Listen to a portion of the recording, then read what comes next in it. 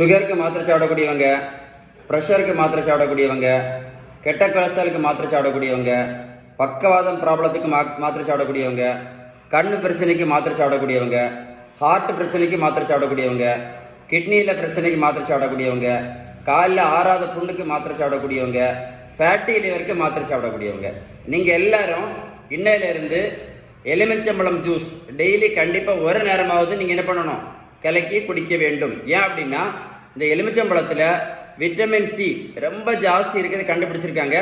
அது மட்டும் இல்லை, இந்த விட்டமின் சிக்கு என்னன்னா ஆன்டி ஆக்சிடென்ட் எஃபெக்ட், கீழே படிச்சு பாருங்க, ஆன்டி ஆக்சிடென்ட் எஃபெக்ட் இருக்குன்னு கண்டுபிடிச்சிருக்காங்க.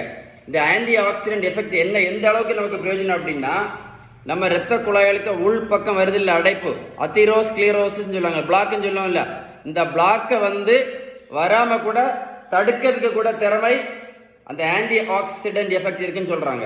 அப்படின்னா இருதய மாரடைப்பு வரதுக்கு கூட தடுக்குது, அதானே அதுக்கு அர்த்தம். கரெக்ட் தானே? எதை மறந்தாலும் ஆன்டி ஆக்சிடென்ட் மறந்துடாதுங்க.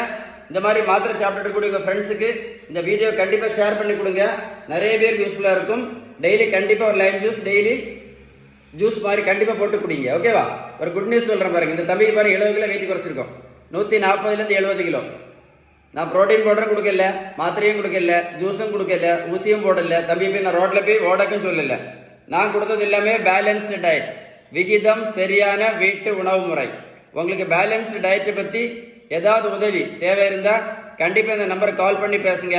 இல்லை உங்கள் ஃப்ரெண்ட்ஸுக்கு யாருக்காவது நீங்கள் உதவி பண்ணணும்னு விருப்பப்பட்டீங்க அப்படின்னா இந்த வீடியோ மறக்காமல் அவங்களுக்கு ஷேர் பண்ணி கொடுங்க.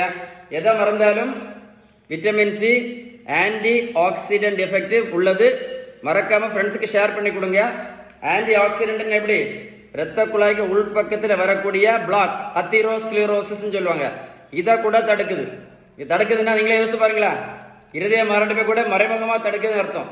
இன்ஃபர்மேஷன் யூஸ்ஃபுல்லாக இருந்தால் கண்டிப்பாக லைக் பண்ணுங்க, லைக் பண்ணிட்டு அப்புறமா உங்கள் ஃப்ரெண்ட்ஸுக்கு ஷேர் பண்ணுங்க. யூஸ்ஃபுல்லாக இருக்கா? ஷேர் பண்ணுவீங்களா? ஷேர் பண்ணி கொடுங்க, ஓகேவா?